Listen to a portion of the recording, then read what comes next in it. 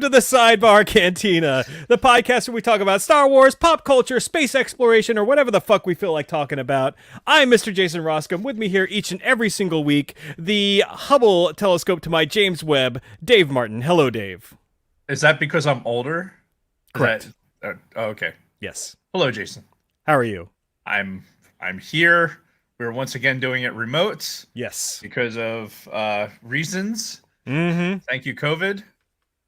And yeah, I'm feeling better today than I did a few days ago when we did our Book of Boba Fett podcast. Excellent. So. And I'm sure everybody else is glad to hear it as well. And what are we talking about today, Dave? Well, if we haven't been spewing excitement about it already, but the James Webb launched, so we are going to talk about some space telescopes. We're going to talk about Hubble.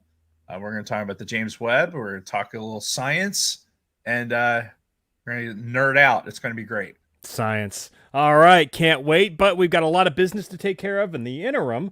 First of all, want to give a huge shout out to all of our patrons out there. Our Patreon is up and live. It is patreon.com/thesidebarcantina. And we got a new patron this week. Our good friend Ivo G joined Scott and Kim Rasmussen of the Used and Abused podcast, as well as Kristen Roskam as well. In addition to them, I just wanted to mention that both Shotgun Mark and Frank Kulovich are still technically Patreon supporters because we repurposed the old All Things Star Wars Patreon for the Sidebar Cantina. If you were subscribed before and you didn't cancel your subscription, apparently when I restarted it, it started charging everybody again. So if you were one of our previous patrons and you no longer wish to be, might want to make that change. Yeah, definitely you should check that. Check your credit card statement or whatever, because whoops. Yeah, but otherwise, thank you to Shotgun Mark and Frank Kulovich, also left over from our last Patreon. And our Patreon comes with many benefits, one of which we just discussed before we went live. We're going to do a poll amongst our patrons to figure out what our topic is going to be for our January 31st episode. So get on our Patreon and vote, and you can craft the direction of this show. Fucking snaps. Horrible. And the 31st of January, which is the 5th Monday. The 5th of January. Yeah, that's a lot of Mondays. That is a lot of Mondays. Monday. Anyway, I want to make sure we recognize the fact that Wally Frogmore is in the chat. Wow, that's a rare sighting. It is a rare sighting, from the other side of the world, and a whole, what time is it where he is? It's pretty early in the morning, actually, so it's not too bad. Whoops, I hit it again. But nice. So, wanted to make another quick announcement. We are now on a new social media website. It's not that new. I guess it's a few months old now. But Joe Rogan, the godfather of podcasters, announced over the last week that he is now on Getter. He is done with Twitter, and he is on Getter, Gettr. I hope that's not short for get her done or anything, because that would just be kind of retarded. But when I saw it written down, that's what I thought. It was get her done. I'm already starting to question this whole decision. But in addition to our Twitter presence and our Instagram, and what is our Instagram, Dave? At the Sidebar Cantina. That's right. We are at Sidebar Cantina on Getter. I am at Darth Roskam on Getter, and you said you're on there as well? Yeah, at PhillyDave75, like I am on Instagram and everything else. Indeed. So check us out on there. If we pick up any kind of steam on there, we'll post regularly, and fuck Twitter. Yeah, indeed. Right in the ass. Yes. So what do you got for the Red 5 stuff, Dave? For Red 5, the Scarif Scuttlebutt podcast kicked off their new live Sunday night show, Boba Fett Refresh. They get down and dirty in their weekly reviews of the Book of Boba Fett. Check out Ro, Brad, and Chantal on Sunday nights at 2100, 9 p.m. Eastern Standard Time on the YouTubes. And that's the Scuttlebutt, and we'll do some more Red 5 stuff at the end of the show. Sweet. We do a segment on the show every week called This or That, where our social media director, Luna Girl, puts up a poll on our Instagram. And what is our Instagram again, Dave? At the Sidebar Cantina. That's right. And she gives you two options. You got it right twice. I know. It's awesome. You're very impressive, Dave. For being as sick as you are, that's good.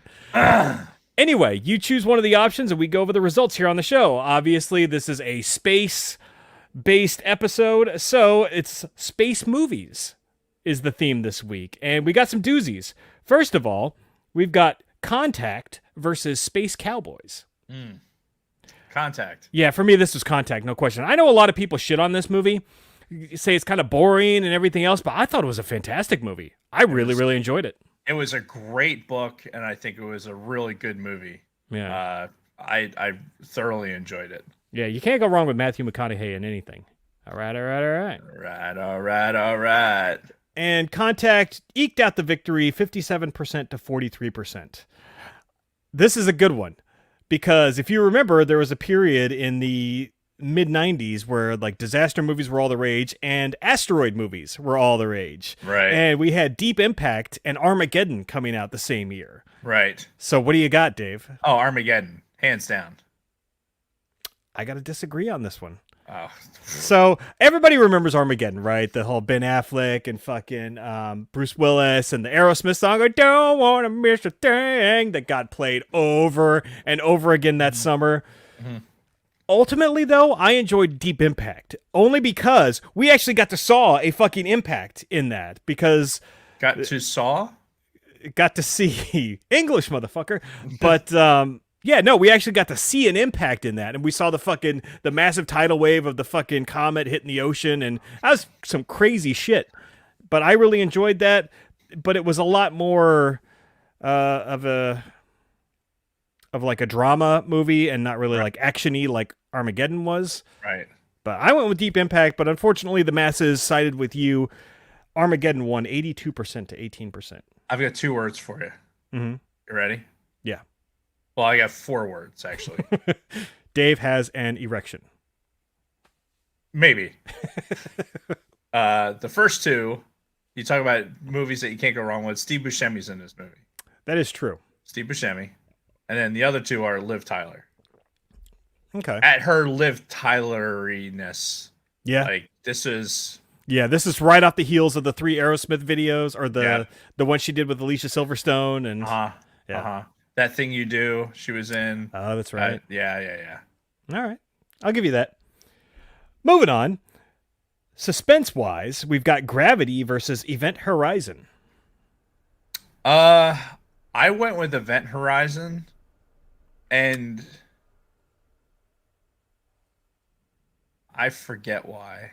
I saw both of these movies. I saw Event Horizon actually in the theater when it came out. So I remember when that came out, but I've never seen either of these movies.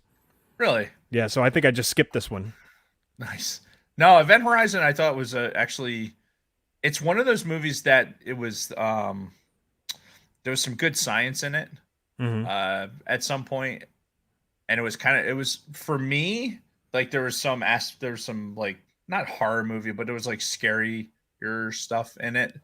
You know what? I remember why I never saw Event Horizon. Remember my friend Jim that I used to talk about? Really huge Star Wars fan, loved to do anal with girls. I was going to say, he's the anal guy, right? Yeah. He saw Event Horizon the weekend it came out, and he came back, he's like, that movie was garbage. Don't fucking see it. So I never saw it. I'm not saying it was the best movie. I'm just saying out of the 2 movies, Event Horizon was... It had, what's his nut? Sam something. Yoel L. Jackson. No. Oh. Okay. Snakes in this motherfucking Event Horizon. So anyway, Event Horizon won 53% to 47%. So pretty close. Now, this is how I know I skipped this one, because the very next one, because I tried to skip. I tried to just click somewhere outside, and I'm clicking and it's not doing anything. And then somehow I accidentally clicked twice, and it made me answer the wrong fucking answer on the next poll question, so the results are skewed on this one, but it's Rocket Man versus Galaxy Quest. So it made me accidentally select Rocket Man as I was trying to skip the previous question. And I'm like, no! Undo! And it doesn't let you undo it. Like, come on. Obviously, this is Galaxy Quest. I mean... Oh, yeah. Is our from Project VCR, is that episode still out in the ether somewhere? That no. That podcast episode? No. Like, all those are gone. off the internet. So we may just have to do an updated version of that movie because we may. I fucking love that movie. It's free on YouTube right now, or at least it was a week or two ago. No shit. Yeah, because I posted that in the cantina. Like, hey, just so you guys know, it was Spaceballs and Galaxy Quest were free to watch on YouTube, and I posted those in our private Facebook group. That's fucking amazing. It's such a good movie. Oh yeah, it's not even a question. Mm-hmm. And Galaxy Quest 1. Now, it won 79% to 21%, but again, this is skewed because I accidentally clicked the wrong fucking thing. Shit. And then we've got the last one, Apollo 13 versus The Martian. So, just threw a distractor up on the screen for Jason. So, here's the thing. The way this was phrased, the way Lunar Girl phrased it was... movies that would make you cry tears. Cry your own tears, yeah. Cry your own tears. So I didn't cry for either of these movies. Mm-hmm. But for me, Apollo 13 is almost a perfect movie. It's such a fantastic representation of that event, that particular event in time. It's so well done, like for me, because you know that they got home safe, like in real life. Right. But watching the movie, it is still so damn suspenseful, and you're like on edge, and you're like, "Fuck, how are they gonna get out of this?" kind of thing. So it really makes you like emotionally invested. And an environment where every single word that it was had transpired in the capsule was recorded. Mm-hmm. Like you can. There's some drama added, but for some of the effects, like they went and they were shooting scenes in the Vomit Comet to be able to have the weightless scenes in the capsule. So you had these realistic scenes of like passing the things back and forth, and just it's a fantastic movie. The Martian. Well, I haven't seen The Martian, so no spoilers. I still need to get around to fucking seeing that. No spoilers. I have not seen The Martian. I listened to the audiobook. Yeah, I've done neither. I've not seen it. And listening to the audiobook, it was excellent. In fact, his Helmet Fire is talking about it in the chat. He's the one that basically told me I had to read the book, and it was excellent. So you should be. It's on the docket of things to do. It's just life. But Apollo 13. Yep. And Apollo 13 did win 60% to 40%. Now, we also did Lunar Girl also did a Twitter poll. Yeah. Credit where credit's due. Yes, we as a team did a Twitter poll just looking for an overall favorite space movie. We had Contact, The Martian, Apollo 13, and Galaxy Quest. And Apollo 13 took it away with 50% of the overall votes. Yeah. For just space movie. Yep. Absolutely. But Galaxy Quest was second. So yeah, I mean, Galaxy Quest is a lot of fun. It really is.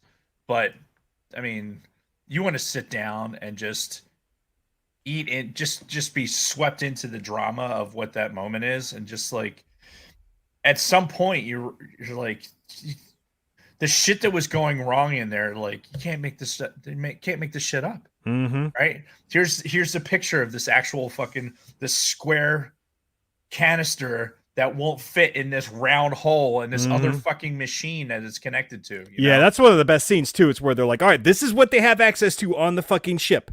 Make something happen. Make a fucking filter. Yep. And it's like if you haven't seen it and you're sitting here right now and you're sitting wherever you are listening to this show, and we're about to get super nerd spun up on talking about Hubble and the James Webb Telescope, forever known now as the JW Telescope. I'm here to tell you, like, you're probably not listening to the right episode, because it's space. It's this level of drama and excitement, and being excited about science is all over it. So yeah. Anyway. Yeah, fair enough. All right. Anything before we move into our weeks? Nope. All right. So it's actually a shorter week since we recorded last Thursday, and now we're back to our normal Monday rotation. So not a whole lot's happened. Still have not had a clear fucking night in the sky since Christmas. We had the one clear night, the one night I took my telescope out. 0 clear nights since then. Yeah. It's like, what in the ever-loving fuck? And it snowed for you today. So Well, yeah, today it snowed. I mean, it was a few inches. I haven't seen. Well, of course, New Jersey people, they get fucking all spun up. I haven't seen people this excited about 4 inches since my honeymoon. But you've been sitting on that one for a while. Yeah. So yeah, no clear skies again. So I want to use my new fucking telescope because I have one that I got for Christmas and I've used it once. And fuck. Anyway. Yes. Since then, we've also had New Year's. Happy New Year, everyone, by the way. This is our first episode of 2022. And on New Year's Eve, the 4th season of Cobra Kai dropped. And it was 10 new episodes for the 4th season of Cobra Kai on Netflix. And I watched them all pretty much in 2 sittings that day. So I was done with season 4 of Cobra Kai by like 6 p.m. that evening. So this is... And it was fucking awesome, by the way. But would you rather have had it like at a week at a time? So it's tough to say. It's really tough to say because, on one hand, I get to see it all at once. It's like I don't have to wait. But then it's like it's all over, and now I have to wait a year before seeing the next season. But I couldn't help myself. Like I'm like, okay, maybe I'll like watch like 2 or 3 episodes a day for the next week. No. Watched it all in one fucking sitting because it was that good. Again, I don't know how they're keeping such a high quality level of this show for this many seasons, but it's been phenomenal. So well done to the Cobra Kai folks. Good on you, because I don't know that I could sit for... I just can't sit still that long anymore. Like, yeah. I have a tough time. I watched... what did I watch on Netflix? I literally sat still on the January 1st for like first time in a long time and didn't do anything. Like, no lodge stuff, no work, just sat, played video games, and actually watched something on Netflix. It's a peaceful life. Yeah, I can't do it. I can't maintain that level of tranquility. And I watched the thing with Action Park. I watched that documentary on Action Park. Oh, which is actually it was good. Yeah. It's funny the stuff I remember, but yeah, it's interesting. I think we've brought up Action Park before on the show. I think you have. But yeah. All right. The only other thing is, I've been dealing with my medical issues. I had an ultrasound this morning on my whole abdomen. Mm-hmm. They won't tell me the results yet. They're like, well, the radiologist has to look at him first, and then they'll get him to your doctor, and then they'll let you know. So I'm still stuck in fucking limbo. So yeah. Another week of not knowing anything, but definitely by next week, you'll know if I'm dying or not. So everyone's dying. It's part of the human condition. True. Well, you'll know if I'm dying at an increased rate or not. Right. So, right. But that's pretty much been my week. So what about you? What you been up to? It's like you said, it's a short week. I'm going to look at the notes. I think I put stuff in here. Yeah. So, sadly, talking about dying, we found out yesterday that a friend of my son's, one of his best friends growing up, had passed away. 25 years old, and they're saying it. Potentially it was from complications with COVID, and it's like, as a parent, like, look, we're all in this age group, right? We're, those of us that have had children, our kids are somewhere in that age range. They're either teenagers or, in their 20s, depending on when you got your start, I guess. Sure. But, even with adult children, I think it makes it worse because as a parent, you immediately put yourself in that other parent's shoes where you're just like, holy fuck, I just can't imagine having to go through that as a parent. Yeah. Um, Especially something I'm sure was unexpected, yeah, just a yeah, complication from getting sick. yeah, not somebody. Unfortunately, my kids have had to deal with loss. Um, they've had uh, they've had friends that have OD'd, and they've had to deal with those losses. And I think this is something completely different because this is somebody who has gotten sick and lost their life. And 25 is too fucking young. It's too fucking young. So we're trying to compartmentalize that, and like you do, and press on. For me, it's about kind of staying busy and just fucking pushing through it. But it's been a challenging kind of 24 hours, and it's not about, obviously it's not about us. It's that family, and they're going through a lot. But you can't help but think about you, as a parent, you put yourself in that position. So hug your kids, and remember that this COVID thing is still serious. And if you feel sick, take care of it. Don't take for granted that, like, oh, this is just going to blow over. If you really feel shitty, go get taken care of. Go to the urgent care or go to the ER, do what you got to do. Don't sit there. Don't just sit there for and think it's just going to go away on its own. Yeah. So anyway, yeah. So that being said, one of my methodologies is play, like I said, play video games just to do mindless bullshit. I downloaded the new Call of Duty Vanguard game that had come out. I had heard mixed reviews about it. My son really enjoys it. I guess he's playing. Is this a full Call of Duty game? Yeah. Okay. Yeah, it's a full download. It was on sale right before the new year, so I'm like, fuck it. It was like down to $38 or whatever. So I got it. I actually like it. The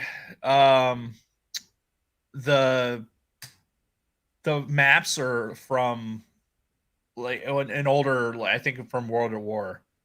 So it's an older Call of Duty like map style. The zombies game is a little bit different. The format is different. So I haven't really gotten into the zombies game just because. Isn't that why you play the Call of Duty games? Usually, but the maps with the World at War, there's a familiarity to it, and the graphics are really nice.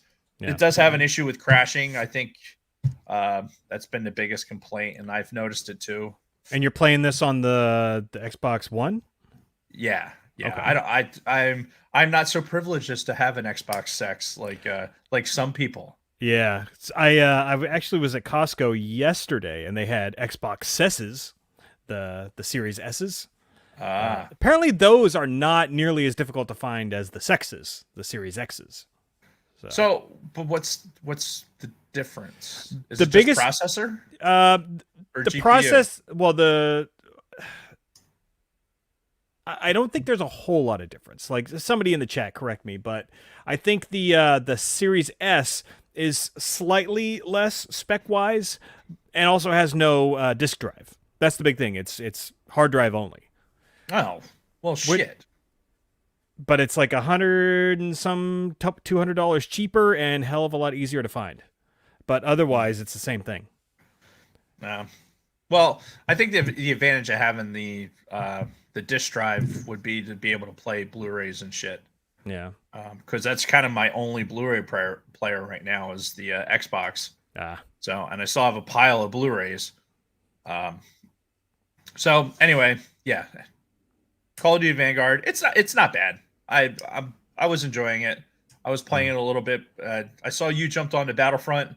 Of course, yeah. I've been playing Battlefront off and on over the last couple of weeks. Yeah, which didn't get on Twitch. Well, I wasn't going to be on for very long, so I didn't want to just go on for 5 minutes of streaming or 10 minutes. Yeah, I saw it because I can see my giant screen of Justice is like right in front of me. and I saw Darth Roskam, had popped up, is gone live.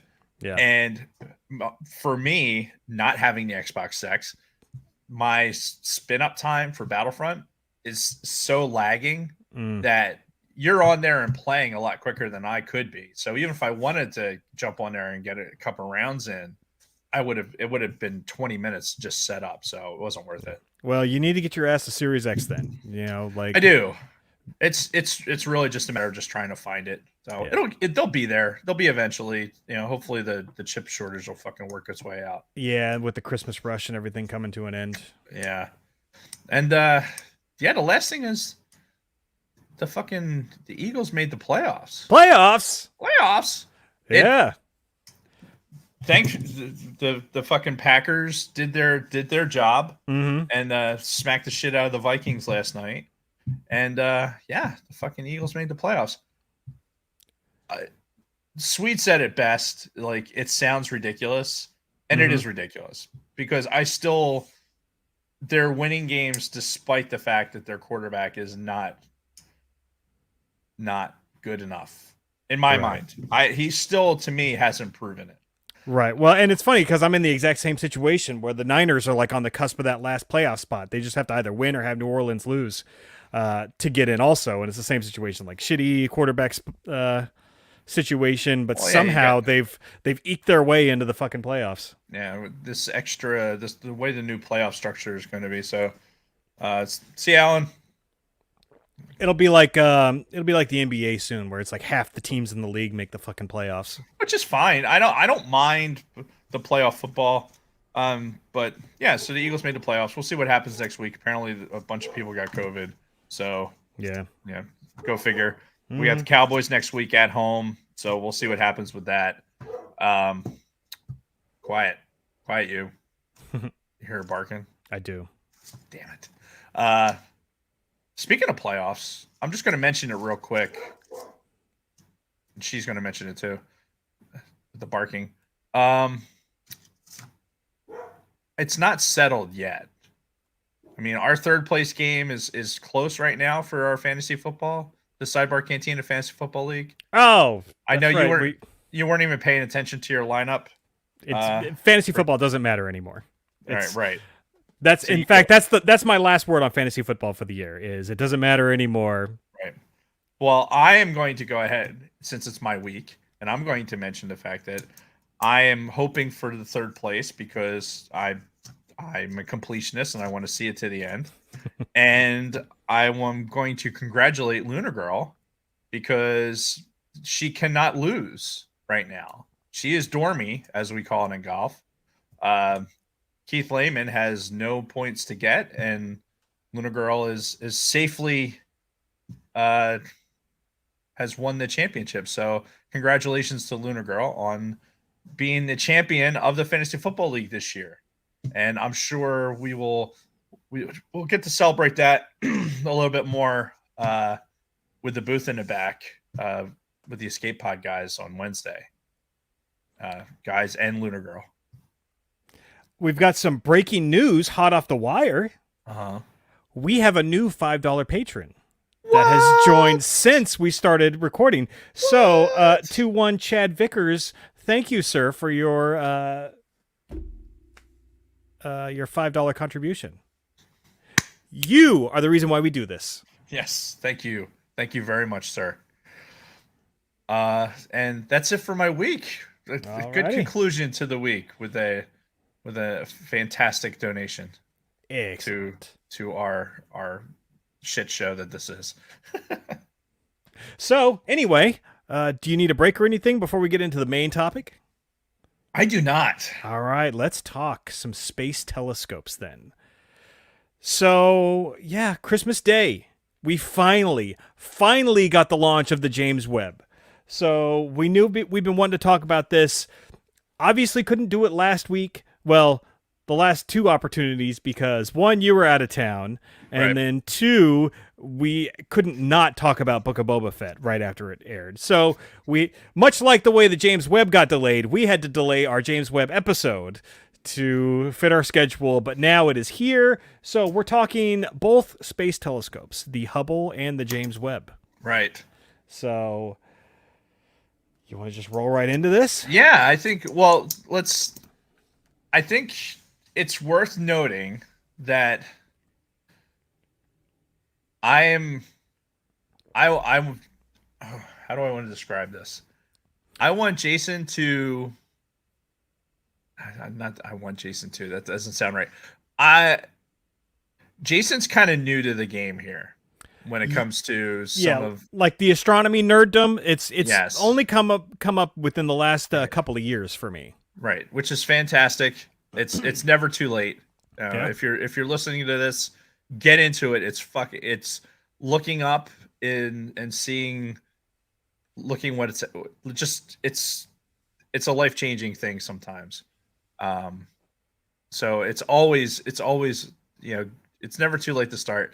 And I'm not the smartest guy even in this fucking podcast right now in the chat with the when it comes to space and shit like that. But I've been doing the astronomy thing since I was a wee lad. Yes. I mean, I've had telescopes since I was single digits and astronomy merit badges and all kinds of shit. And I mean, go back to our episode where we talked about the Challenger, the Space Shuttle Challenger, and that whole disaster and everything, because you really dug deep into your space. Right. I don't even want to call it nerddom. It was more just like your fascination with all things space and NASA and everything. And you had your full blueprints of the shuttles. And that's right. Yeah. So you go back and listen to that episode. That was a good episode anyway. But I've got when I'm sporting today. I picked up. This is from the National Air Force Museum. I picked up. It's the Wright Foundations. It's the angle that the Wright brothers came up for flight. Oh, seems relevant. Yeah. So. Yeah. So fun. And talking kind of about our nerddom and everything for this. Again, like my knowledge of NASA and what we had been doing. Obviously, I knew about the fucking moon landing and the Apollo program and all of that growing up. They teach you that shit in school. When we talk about like the space shuttle and things like that, I only really knew much about the program after the Challenger exploded, because obviously that was national news for fucking ever. But when it comes to the Hubble Space Telescope, it was not on my radar. Like when it launched in 1990 and had the 3 years of the blurry image problems, there were like congressional hearings, there were like tons of late night jokes. I was completely oblivious to all of that. Had no idea that Hubble had the issues that it had when it first launched. So all of this stuff was kind of new to me as I'm doing this research and finding out all of these things. So I kind of took notes on the stuff that I thought were fascinating and were either new to me or, just again, pieces that I thought were good discussion topics. Hell yeah. So when it comes to Hubble. So obviously the concept of Hubble is get a telescope out into space, into orbit, so that you don't have the Earth's atmosphere interfering with normal like telescope vision, because that's something that astronomers in the early 1900s were talking about, was somehow getting a telescope outside of the Earth's atmosphere so you could get a clearer picture of the universe. Right. So it's been something that had been talked about for the longest time. And it was named after Edwin Hubble, who was an astronomer born in the late 1800s and died in 1953. Apparently he was a big name in astronomy. And yes, he was. So, again, I don't know much about the guy.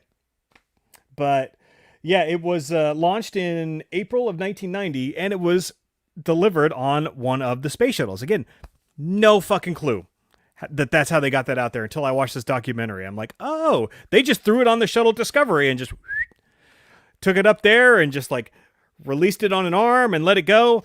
Not really that easy, but apparently there were some bumps in the road along the way, which, again, all new to me as I'm doing the research over the last couple of weeks.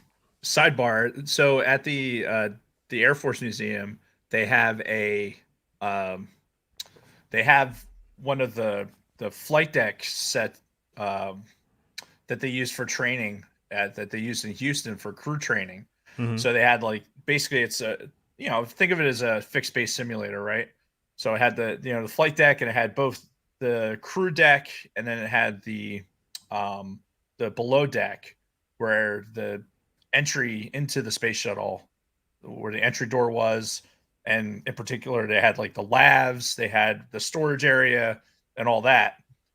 But you could also stand where the operator would look out and into the cargo bay where the robot arm would basically have the payload. Mm-hmm. And you could stand there and actually look and see how big, because it's to scale, you could see how big the shuttle bay actually was. Yeah. And it's funny because having stood there in front of the shuttle, and it's huge, right? It's big. It's an airplane. It's an aerospace vehicle, but it's really not that big.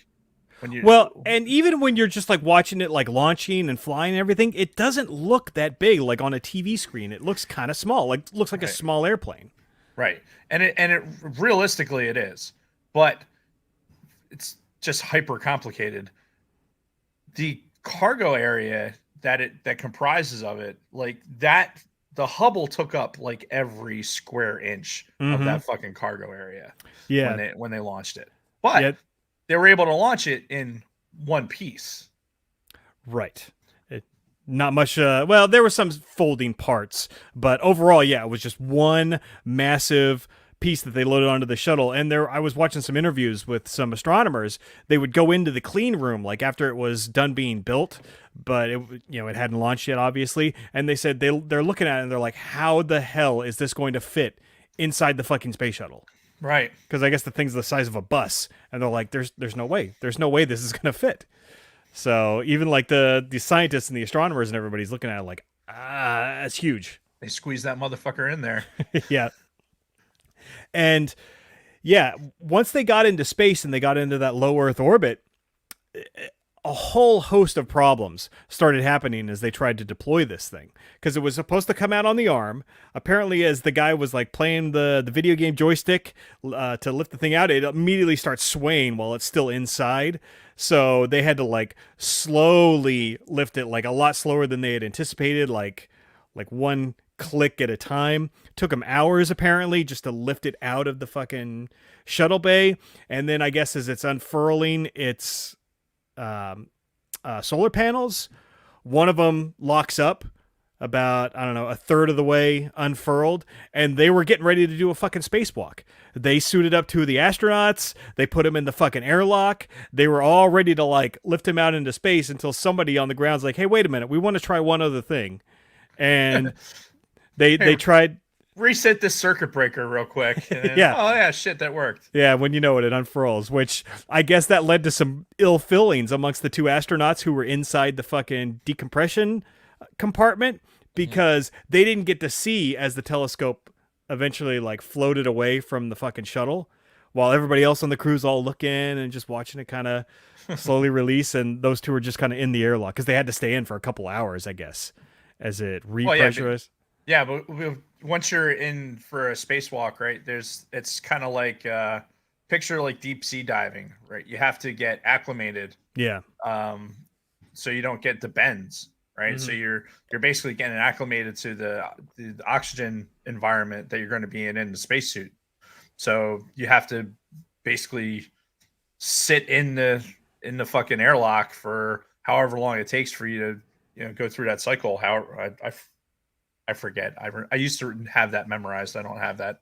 Yeah, they said it was a couple hours, but so they never got to do the spacewalk, and they didn't get to actually see the full deployment of the telescope or anything. So that was just a funny little story, but it just shows that this telescope had a whole host of problems getting out the door. Then obviously we talked about it after it was deployed. All of the images that it was taking came back fuzzy, blurry, like not sharp images, which come to find out, apparently there was just like the slightest error with that, the lens plate or whatever that The mirror. That's what I was trying to say. The main mirror. Yeah. Yeah, the main mirror. Which, according to this documentary that I was watching, it was like a fifth of a human hair is how off this fucking mirror was. But that was enough to fuck up all the images. So they had to wait almost 3 years for the first servicing shuttle to go up and dock with it and make these fucking repairs. But once they did, that's when we started to get to see all of the images that Hubble like still shows us to this fucking day. Right. And that's the extreme Cliff Notes version, obviously. Like sure. You're saying, there's some really good documentaries talking about it, but what they had to go through just to even get to the point where, okay, yes, we can do a spacewalk to fix this thing. And all right, well, how do we do that? Yeah. Like, how do we do that in this particular orbit? Like, can it be done? Mm-hmm. And to go out there and actually execute and do it and make it fucking work was one of the greatest engineering achievements to date. Yeah. One of the greatest things that we've done in space, honestly. And in layman's terms, they basically gave it a contact lens. Yeah. They basically gave it glasses to correct for the error in the mirror. And there's this iconic video of all of the NASA guys all hovering around a computer monitor in fucking 93 after they had made the repair, and they're getting an image back, and the image slowly loads, and it's like a super sharp image, and they're like, fucking yeah, it fucking worked, and they're all cheering and everything. Yeah. So I've seen that video a couple of times now since doing the research for this, but it's like this real iconic moment where they get those first images back and they're like, fuck, yes. It really makes you appreciate, like, it's not a life or death thing, right? The stress that these guys are under, they're making these engineering decisions that it's basically, it's a one and done thing. Mm-hmm. Right? When we're talking about the James Webb and the processes that's required for unfolding and the 29 days of terror and all this other shit, right? Mm-hmm. These engineers, like, it's not, this isn't Soviet Russia, right? We're not like, if it fails, they're not going to be taken out back and shot in the face. Right. But the amount of stress that they're under for whether or not this thing works or doesn't, because they know the importance of the science that's going to come out of it. This is decades in the making to get these machines, these extremely complex machines, to fucking work. And I think what some people, especially, unfortunately, the ignorant American public in general, they don't appreciate how much time it takes to take something, say, okay, here's this thing, now we want to put this thing in space. Like, you can't just like take that thing, put it in a box, and send it to space. No, it has to go through years of vacuum testing, and like, is this going to work? Is this going to rattle to fucking pieces? Because the forces that are being applied on the launch pad with the vibrations and everything else, and there's so much that goes into it, and all the engineering and the studying that has to happen just to get one thing into space. It's remarkable. Mm. And we're so spoiled right now because you got guys like Elon Musk that are making it look so fucking easy. Right. It looks like a fucking cartoon. It looks like CGI when he's got some rocket flying itself back to the fucking Earth. Mm-hmm. And they make it look easy, and it's not. It really, really is not. Oh yeah, and I mean, that's just goes to show in the amount of time it took to develop these. Like, especially you look at James Webb, that was in development for like 20 something years, right?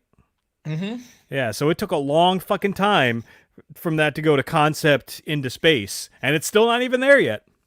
Well, it's in space, but it's it only has 35,000 miles to go. Yeah.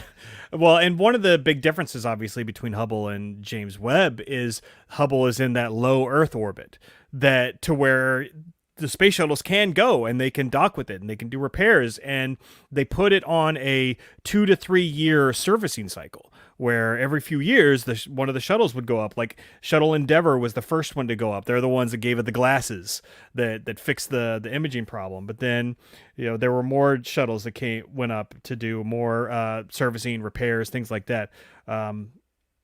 The final shuttle was Atlantis that went up and docked with Hubble to do the final servicing to put it in basically the state that it's in right now. And this was in 2009.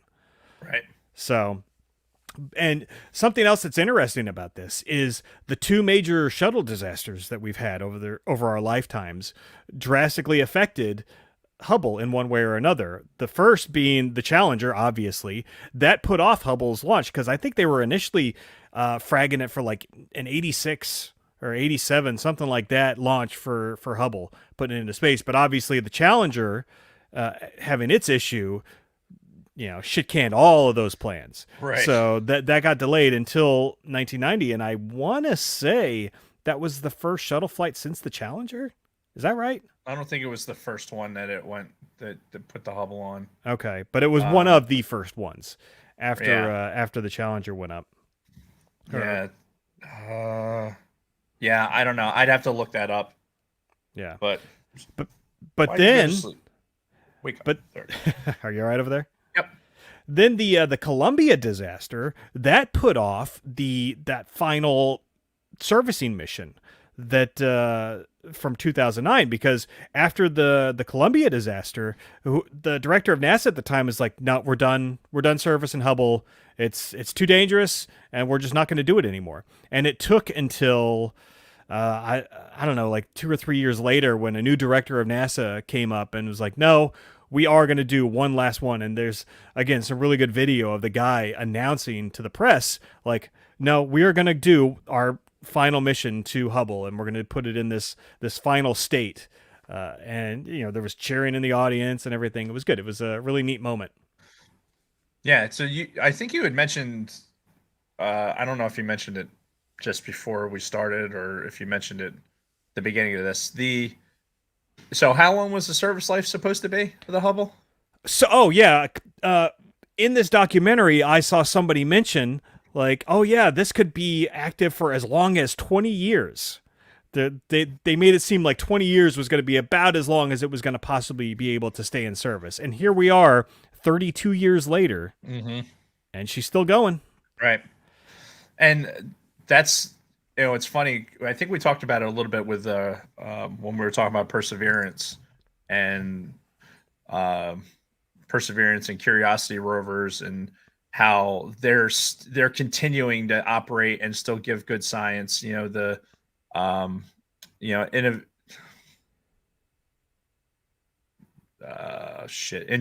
the drone. Yeah. Sorry. Fucking brain vapor locked on me. The Ingenuity flying for so many more sorties than they anticipated it was going to, because the tolerances that you're engineering to like, okay, we want to get it, this much science out of it, and with this much wiggle room, and then they're going like, okay, if you get anything else out of it, it's all bonus, right? Nice. It's all bonus material Yep. At that point. So they're getting their bonus material out of Hubble. Oh yeah. And Helmet Fire just brought up something that I wanted to bring up when we get to the James Webb, but just put a pin in this comment, because that's a good one. But yeah, it's crazy how they how this stuff just continues to add more and more years to the end of its life. And like I said, Hubble is still going strong. They released all kinds of crazy fucking images from Hubble in 2021. And they actually, I saw on, I think it was NASA's Instagram feed, they did the best pictures from Hubble in 2021 story, and it was awesome. Lots of good shit on there. Yeah. Now, the other big thing from the early years of Hubble that I wanted to talk about was probably the most famous picture or image that it ever took, and that was the deep field image that they did in 95. So after they got the mirror fixed and everything, the guy who was in charge of the the Hubble program at the time decided that, oh, there it is, that they wanted to focus on a single dark spot in space and just see what they could see, basically. And if you're following us on YouTube right now, Dave has a portion of that image that was taken. And this is commonly referred to as the Hubble Deep Field, an image that they took in 1995 that changed a lot of how big they thought the universe was. Because at the time, I think scientists were estimating, maybe in the thousands of galaxies existed in general as like the whole scope of the universe. And then after this deep field image, as you can see on the YouTube here, every one of those dots, minus a couple of those close stars that you can see, every one of those dots is a fucking galaxy, which is absolutely insane. Yeah. And the clarity of it too, you're talking about all this visible, spiral arm galaxies and just the amazing, like it's so pretty. Yeah. it's just a beautiful image. And the deep field image is really, it's a series of images stitched together, right, over this period of time. Like what we've got on the screen, I think this is the central portion of the stitched image. Yeah, because it's like it's a conglomeration of many different images into one bigger one. But yeah, this is like the main center, I think. Yeah, the ultra deep field it's just insanity.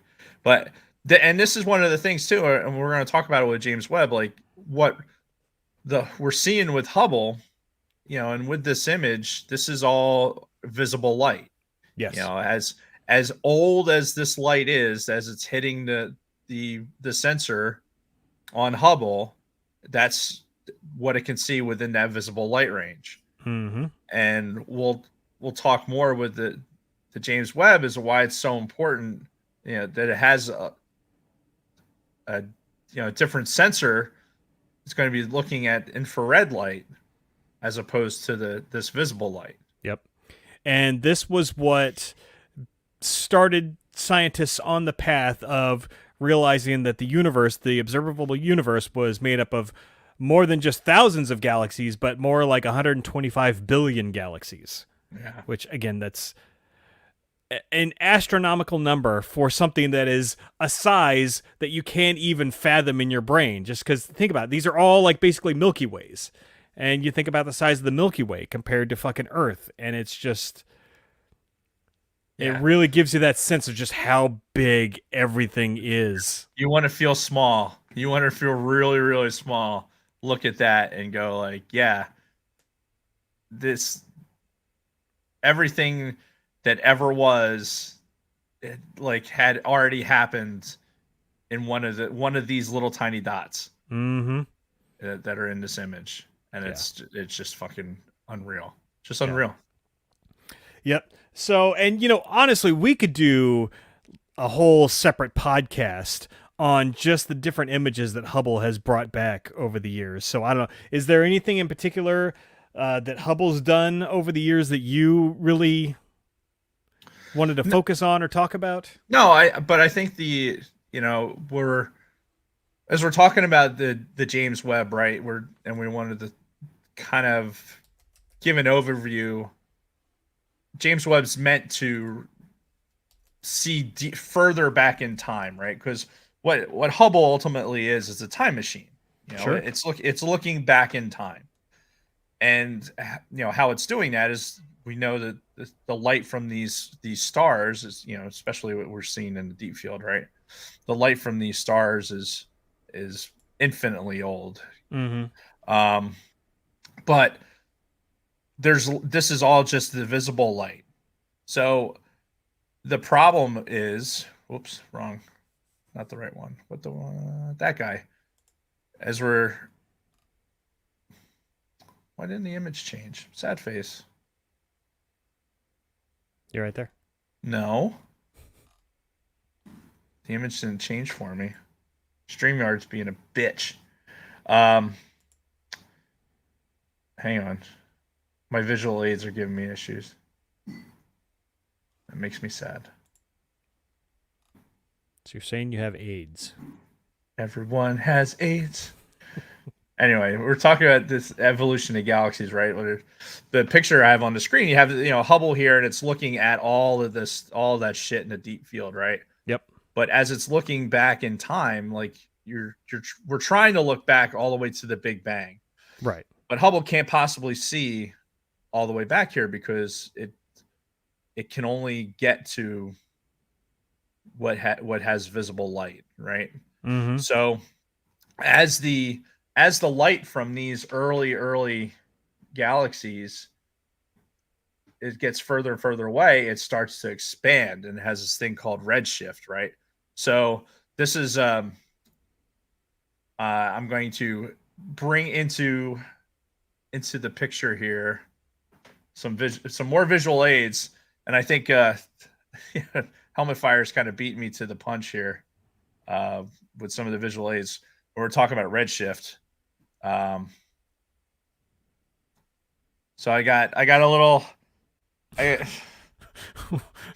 What the hell? That's apparently from me leaning on my iPad, right? So, all right. So, if you're not subscribed to us on YouTube, if you're listening to just the audio version of the podcast, you're really missing out. Yeah. So, especially with something like this, right? Because now I've got my handy dandy graph paper here, and so visible light, right? What's visible light? It's everything that's in the rainbow, right? Roy G. Biv. So you have red at one end, right? So you have red. We're going to say that looks like that. That's, what the waveform looks like. Mm-hmm. And this is how big that is. And then at the other end, you have violet. Okay. And that waveform, let's say, looks something like that. Right? It's a little bit smaller. So everything in between that is all visible light. Right? Easy day. Every combination of this light, when you see that, you know that it's within this waveform or this wavelength. Okay? So when you see something that's the color red, you're assuming that this. And we'll talk about what James Webb is doing to be able to see further back in time. But this is what Hubble sees. It's all of this. Mm-hmm. Right? Because, it's only designed to see the visible light. But it actually has infrared sensors, right? So what it can do with the infrared sensors, hey, look, there's me erasing. Is it can actually see just beyond the red with something called redshift, okay? And that's when you get into infrared. So with red over here, like that, right? Then you have infrared. I am going to spell it wrong, but whatever. I think that's right. This waveform starts to get a little bit wider. And the eye can't see this, but we all know from baby monitors and infrared cameras and with certain imagery, we can pick up this spectrum and you can still see images, right? With infrared, you just need to have the appropriate sensor. Yep. And that's what happens as the light gets older from its radiating source, right? It starts getting further apart. This waveform starts getting longer between two areas. Right. So that's why the light, as it ages, starts getting further apart. So you can't see it in this form anymore. Now it's in the infrared. So why is that important, right? It's not just so Dave can draw on a whiteboard, which is fun and I enjoyed it. But that's not why. Right, because now, like you mentioned, we're wanting to see farther back. We're wanting to see some of these earlier formations before, like the first galaxies being formed or whatever. Right. So we talked about Hubble. Hubble, yes, was designed for visible light, but it also had infrared sensors. And this image of the Eagle Nebula. This is the Pillars of Creation image, right? Yeah. Yes. And is in infrared, and what you see is this cloud structure that you can actually see through those clouds, those dust clouds, and you can see the stars beyond it. Mm-hmm. And this is what infrared gives you, because you can see that light that's beyond through those clouds. You're going to get to the infrared. The James Webb is going to basically see those things like that's not even there. And it's going to be able to get through all of that, the dust clouds, and all those things in space that were inhibiting your view, and it's going to give you an image of basically all those things that you weren't going to be able to see, and give you that look back in time. Mm-hmm. And that's why James Webb is so important. Yep. Right? I want to go back to this image. So we want to see, if we're put James Webb here, we're trying to see all the way back to here, to when these first galaxies were created. And we're trying to see the light from here in that spectrum. Mm-hmm.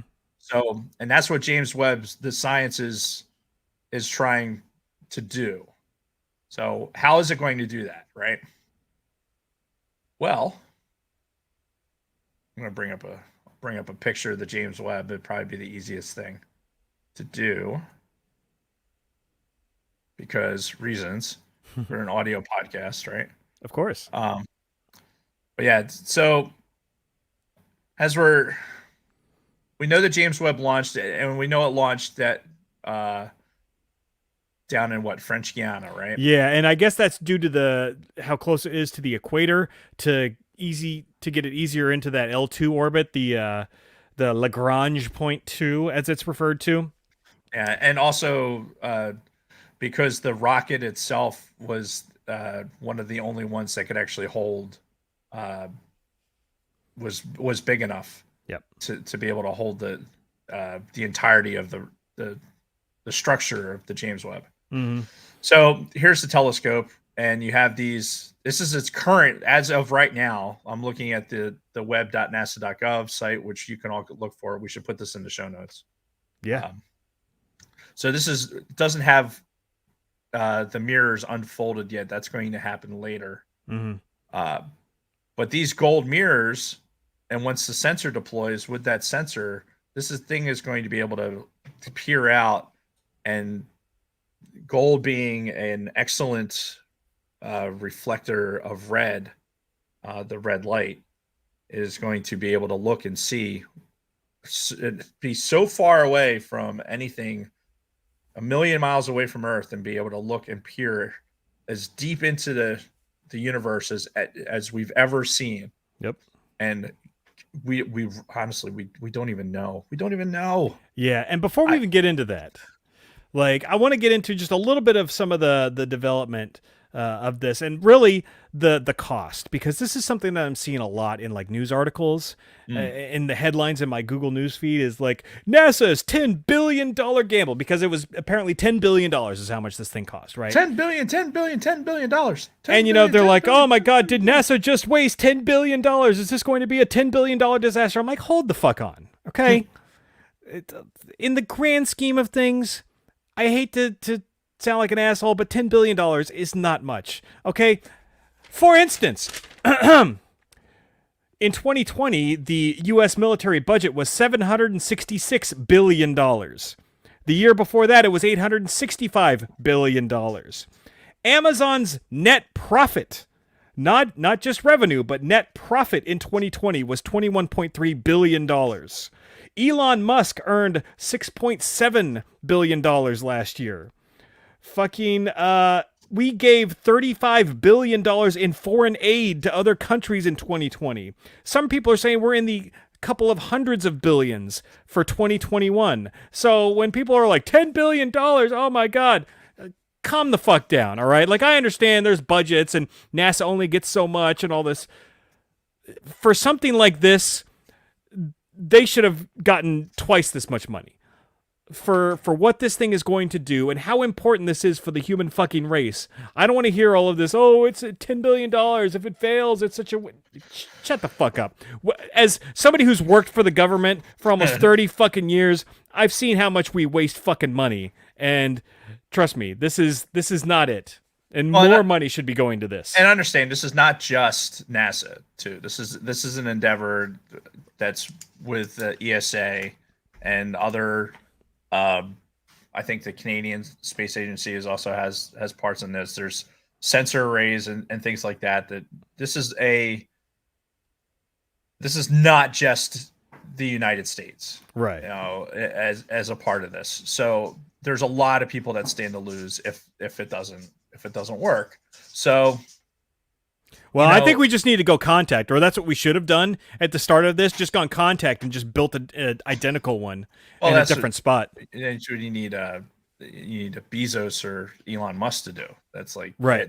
In Tokyo on some island they have one built already. And so they just put it in fucking just let's throw it up in an orbit. Yeah, why already? Why build one when you can have two for just twice the price? Right, exactly.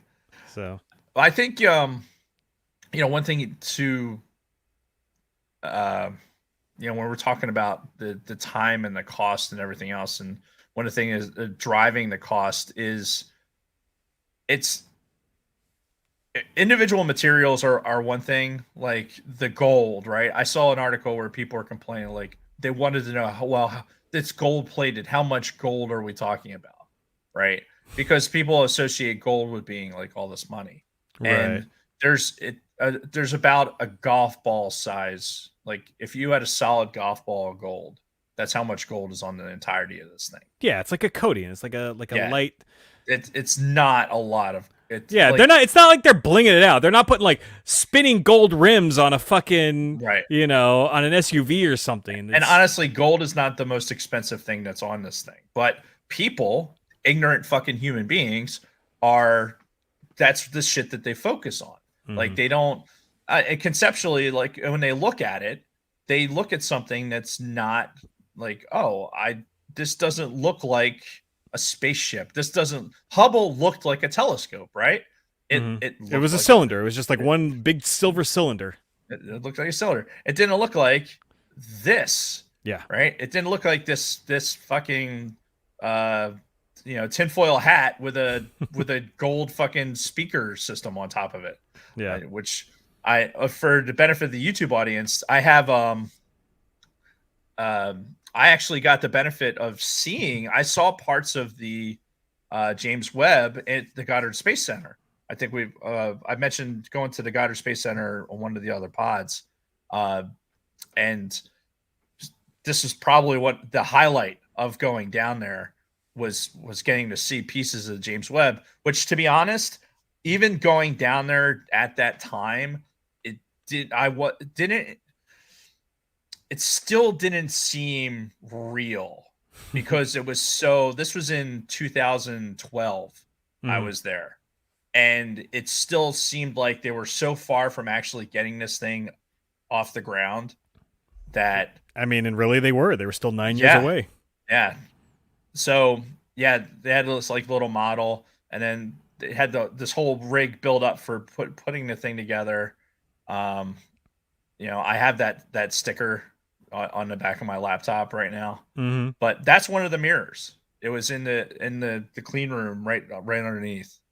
And again, it was one of those things that now that it's in space, I was thinking back on it. I'm like, fuck, I saw one of those fucking mirrors. I was 25 feet from one of those fucking mirrors. That's awesome. Before it went up. And this is one of those things where here's a piece of the backing material. That was part of it. And there's another shot. I wish I had a decent camera for when we were doing this. Yeah. I will say, kind of a sidebar, if you have a museum near you, a science museum near you, or you have a place like a Goddard Space Center or a Johnson Space Center, or something like that, where you think, like, you drive by it all the time and you think, oh, maybe it'd be interesting to go. Fucking go. You have no idea what's going on in there. And if you get an opportunity to take a tour or something like that, this was completely random. Like, we went down there because a friend used to teach down there, and they had he had unprecedented access because he had friends that still work there. So we got this, like, basically VIP tour of the Goddard Space Center. And the fact that the James Webb was being assembled at that time was just, the timing is everything. Mm-hmm. But if you don't know that these things are happening unless you actually go and see them, like, these things are happening right underneath your nose in a lot of places, especially in the United States, and people just, don't think about it. Yeah. This is a different satellite. And that was it. But, talking about, just real quick, before I close this window out, this is a vacuum chamber, right? This vacuum chamber is big enough. They put the Hubble in this thing. Oh.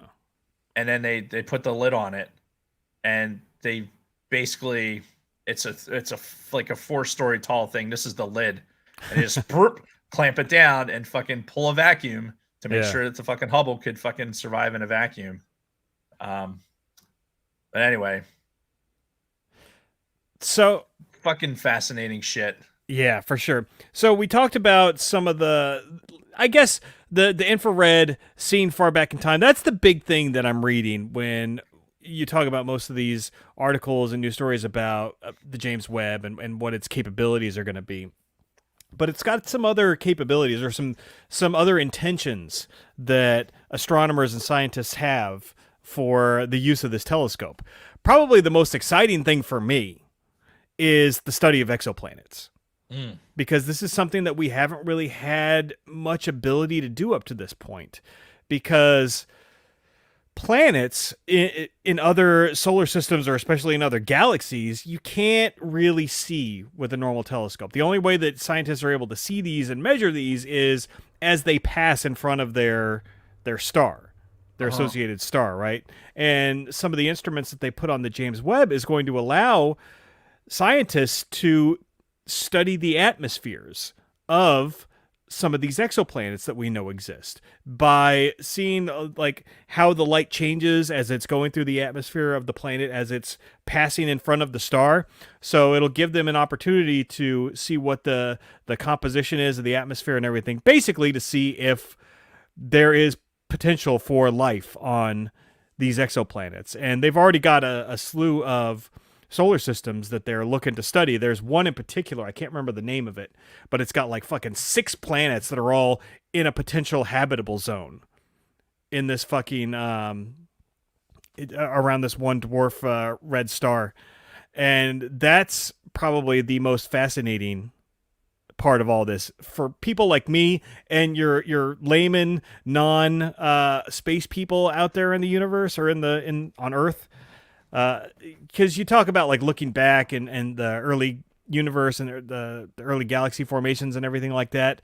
That's interesting to people like us. I don't think a majority of Americans really give too much of a shit about that kind of stuff. No, they don't. They really don't.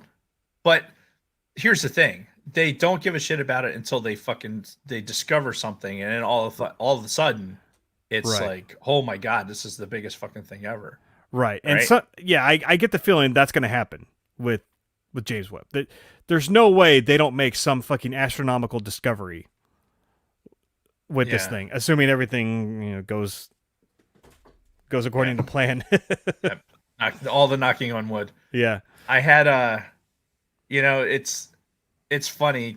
This, to me, like this has the potential to do that.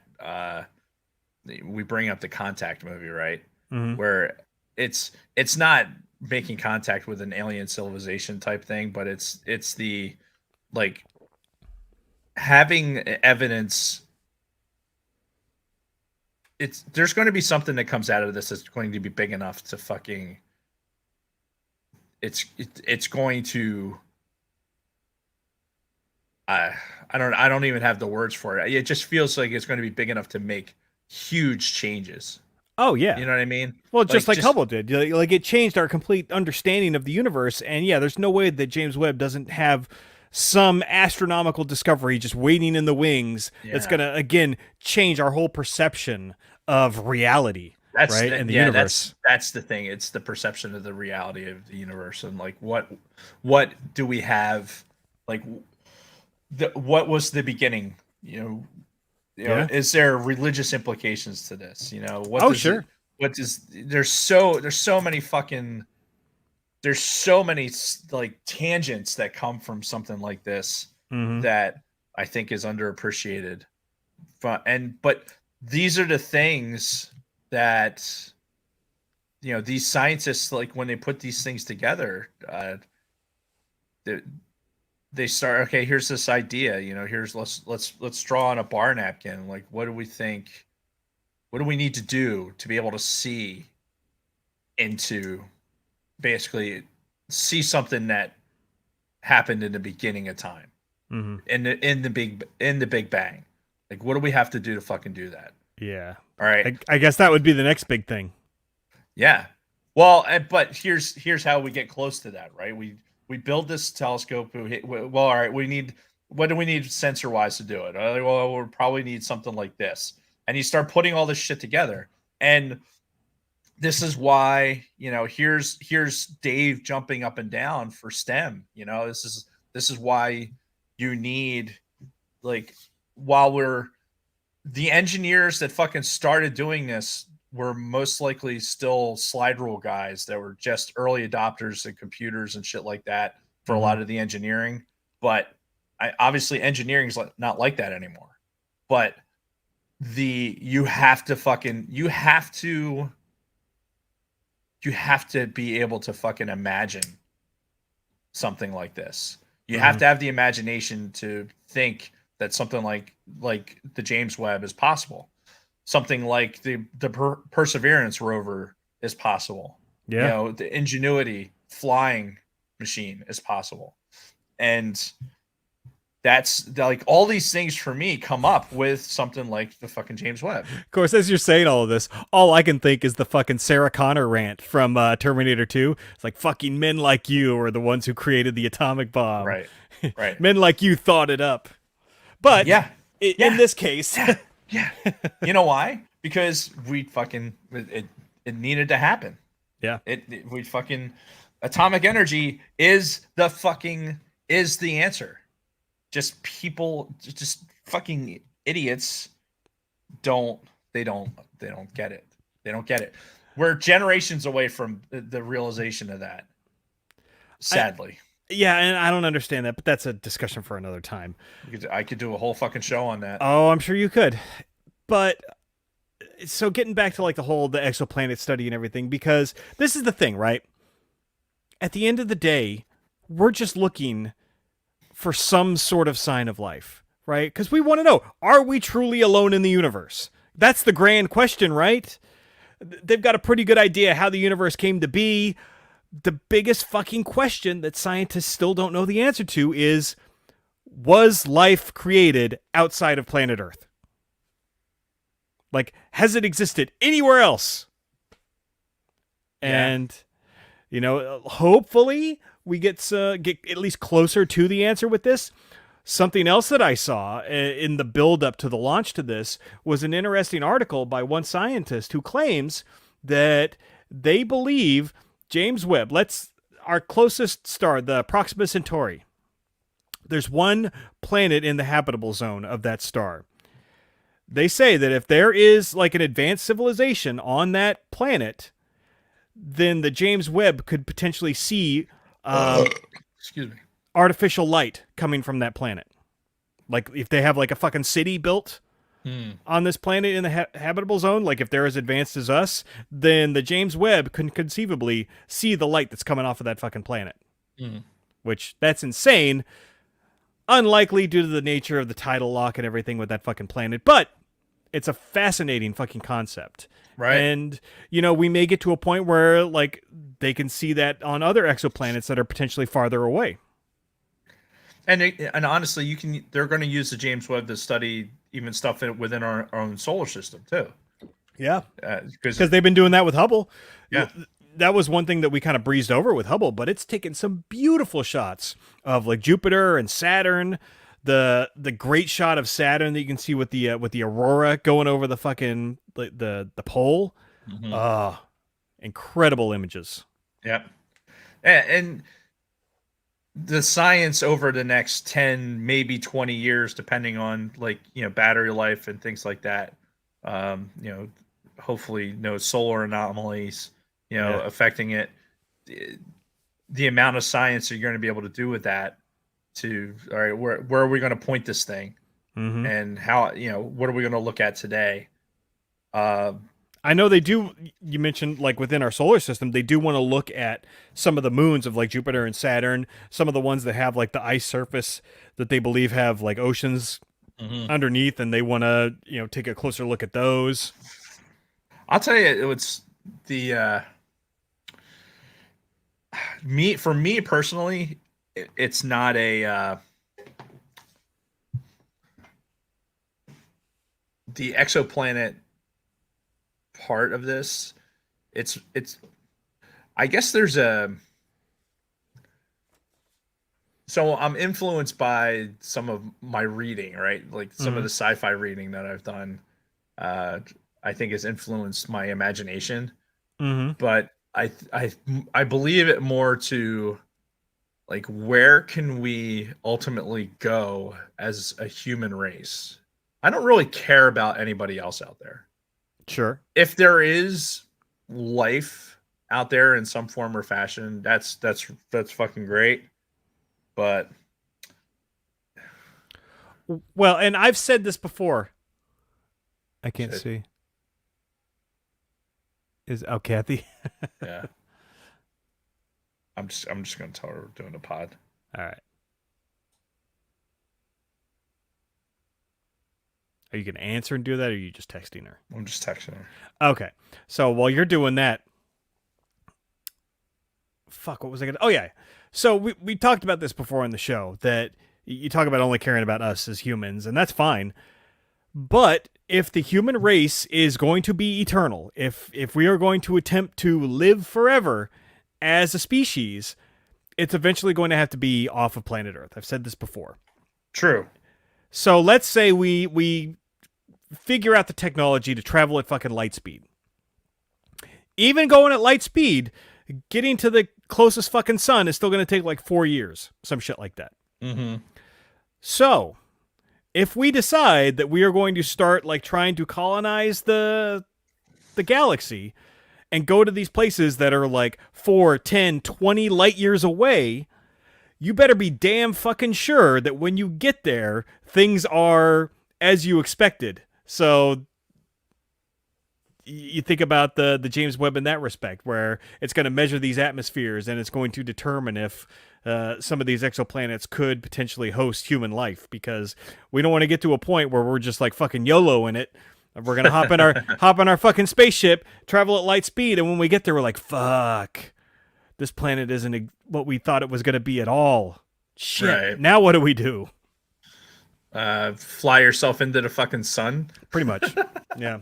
Or make sure the ship is big enough where you're fine with fucking, existing on that. Insert yet another sci-fi reference here. Right.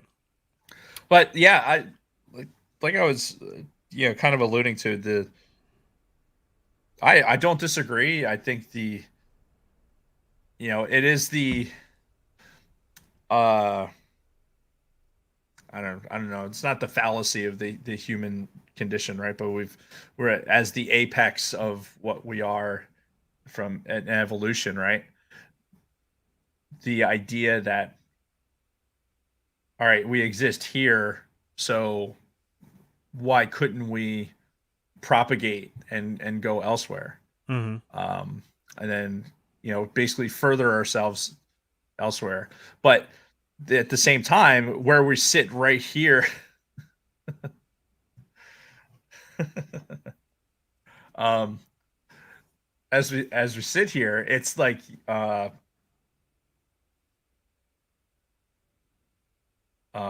lost my train of thought. The Rick and Morty reference in the chat that made me lose my train of thought. Mm. Oh my god. Hang You on. all right? Talk amongst yourselves. Okay. While he's tending to his dog, some other stuff that I came up with as I'm doing research for the James Webb, the level of engineering that went into developing this thing, because there's so many conditions that have to be perfect for the James Webb to function, being the proper amount of heat Oh yeah. that's dissipated. That's what, hence the big fucking silver heat shield that it has, versus the level of cooling that the actual instruments need, and the engineering that went into creating all of these, because they're going on limited power, limited battery power. So I know specifically they were talking about the cryo cooler that's used to cool the parts and everything. First of all, it has to have a minimal amount of moving parts to alleviate any vibrations that might be caused inside of the fucking machinery. But then it's also got to be able to like recycle itself, and it has to go on a low amount of power for over 10 plus years, which is just thinking about the cooling system in itself and the engineering that's got to go into that, with the expectations and the needs of the telescope, are fucking insane. Then you talk about the heat shield, the fucking 6, I think, layers of that. I think it's like silicone, right? Or it's like a silicone coating on the layers of the heat shield. And the engineering that went into that, and how it's like currently still unfurling, right? The shield is still unfurling as we speak, right? At the time of this recording. Yep. The right starboard sunshield boom is deploying. Right. Currently. Mm-hmm. So yeah, just all of these different moving parts and things that all have to work like fucking perfectly. Helmet fires on it. Oh yeah, he's done his research. Which, by the way, he mentioned in the chat earlier, and I wanted to bring up the initial design. Like you said, it was only meant to be 10 years. I think it's mostly fuel. It has 10 years worth of fuel to do course corrections to keep it in that L2 orbit. Whereas now what Helmet Fire is saying is that they just announced recently that it's looking like they're going to have enough to go for potentially 20 years, which is good, because I almost feel like 10 years wouldn't be long enough. Like, think about all the shit that we've done with Hubble and all the new stuff that we're still doing with it, and how much more James Webb is, and to think that we'd only get 10 years worth of work out of it before it shits the bed. And you hope, and I haven't done enough research on it to say, and maybe Helmet Fire has, because he's actually doing this for his degree. I think one of the advantages of Hubble is, especially being in the near Earth orbit or the low Earth orbit, is the upgradability. Like, if you have a software patch or something like that, that's going to make this sensor operate better. Mm-hmm. James Webb's going to be using the Deep Space Network to basically communicate with Earth. The HoloNet. Yeah, and basically the same network that's talking to Perseverance and doing everything on Mars. And so the question is, though, the sensor platform that is James Webb, is that going to be viable for fucking more than 2 decades? Or is it going to, are you going to be able to, if you come up with, okay, we have technology that's going to be able to give us a better image, are you going to be able to upgrade the sensor on the platform? Because physically you're not going to be able to do shit. That thing is out there. It's gone. You threw that paper airplane into the fucking abyss. It's never coming back. Mm-hmm. At least not until Elon Musk comes up with a fucking, a rocket that's going to sling some combat out there to fucking repair it. And I'm sure it's possible. I'm sure we could conceivably build a craft to shoot astronauts out there to get to that L2 orbit. We probably won't, but yeah, I feel like the juice really wouldn't be worth the squeeze on that. Right. But I mean, it could. Why not? I mean, shit. What's a million miles amongst friends? Right. So that was a majority of my notes on James Webb. What else do you have for us as far as like anything about this? Like the expectations of what it's going to come back with, or any of the engineering stuff that I didn't really touch on? I very briefly. Yeah, I honestly I didn't want to get too deep into stuff. As it was, I felt I really wanted to go deeper into more of the wavelength stuff, but I kind of waved off on the deeper aspects of that. The reality of, for me is the science is fucking exciting. Yeah. This is an ugly machine. It really is. It doesn't look like a telescope at all, but the idea is that to be able to look this far back in time, and we didn't even talk about like the dark matter measurements that potentially it could be doing. Of course, dark matter, that's a whole episode in and of itself. Yeah, that whole concept. And I look, my my daughter's boyfriend, who's the doctoral candidate in astrophysics. Why didn't we have him on the show? I don't know that I could get him to say more than fucking a dozen words. Oh, okay. His focus is neutrinos, so it's a different. He's following this stuff, but like because his focus is on the neutrino, and just the neutrino being something that can also be traced back to the Big Bang, and why those are important, why we're trying to track those. So it's kind of, I guess, trying to gather data for the same thing that James Webb is. It's all trying to reach back to see like what, how it began, and what that looked like. Let me ask you something. Okay. So this is something I've thought about a lot as I've, done a lot of like research and stuff on space and thought about the Big Bang and everything. Do scientists just not have any clue where the epicenter of this would be? Because, they're saying the universe is constantly expanding, right? With all of these telescope technologies and everything that we have, wouldn't you be able to see kind of the direction that everything is expanding to the point where you could see like what the center is, like where it's all originating from? You know what I'm saying? Like trying to get an idea for where the Big Bang actually started, like location wise, where the fuck it started, and like how everything is expanding away from it. Like, shouldn't there be a point where everything is like kind of going in different directions? I don't know. Yes. I'm thinking of it in very simplistic terms, but my basic understanding of the Big Bang is it started like a point of infinite density and then exploded, then everything just started expanding like fucking crazy. So I guess how can I explain this? Probably the easiest way to try and explain that is if you're sitting on a train. That's like, is that going to work? It's really hard because you're sitting on something that's moving, right? We know that the Milky Way galaxy, or even our solar system in the Milky Way galaxy, is moving, right? We know because the universe is expanding. We know that, but we know that it's going in a particular direction, but that direction doesn't necessarily mean it's going from the middle, right? So because you have expansion and explosions and black holes, and so you have gravity and shifting, and so it's not like there's only one. There's not one. Even if there was one, right?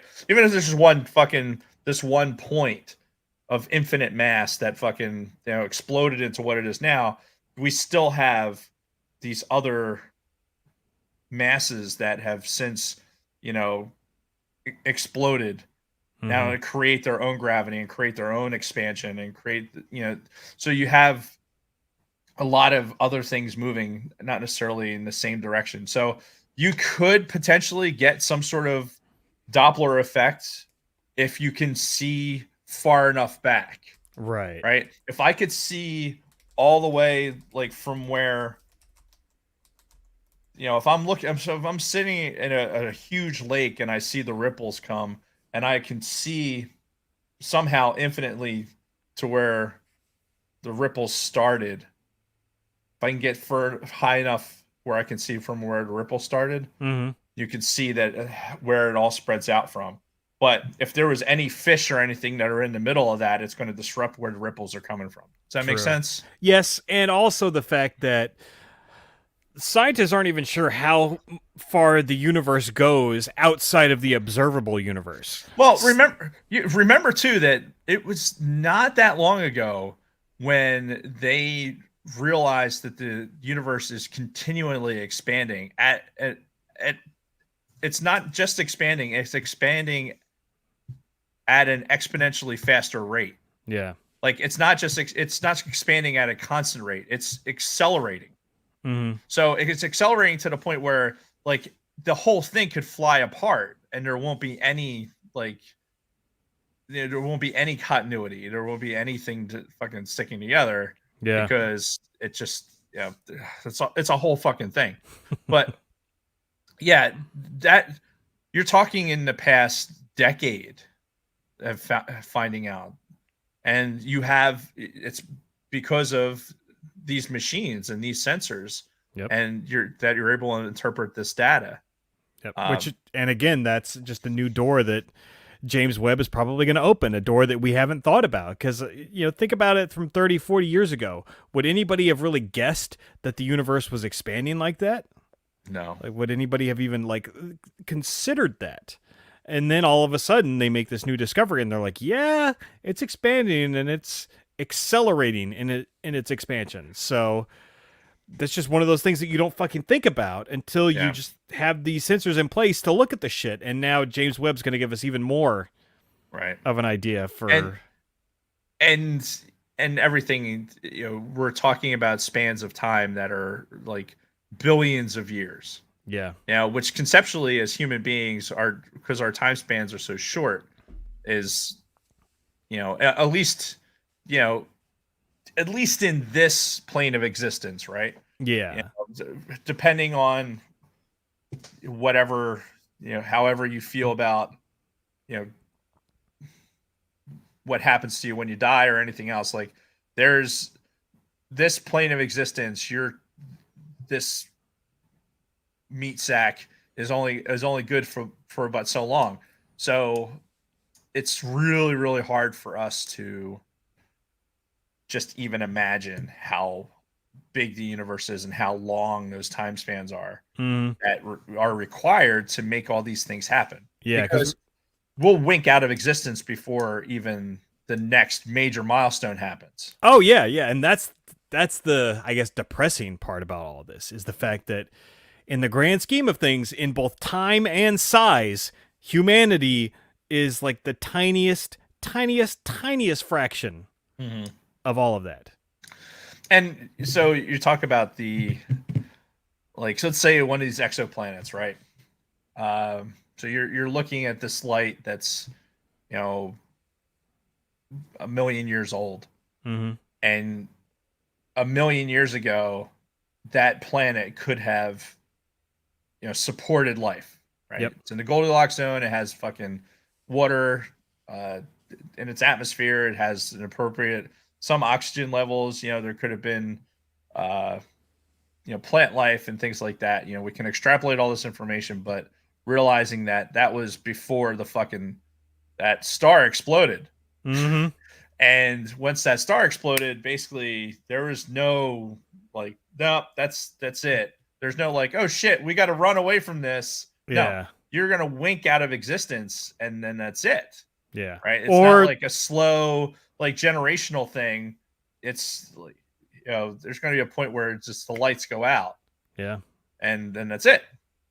And it's not I think it's probably healthier to think about it in a way that the universe is doing its thing regardless of whatever it is that we're doing here on it. And the idea that we can sit here as sentient beings and have these thoughts about our creation and about what's going on around us, and this ability, like, we're not the only being on this planet even that looks up into the sky and wonders what's going on up there. I mean, there's studies out there that have primates that will do similar things.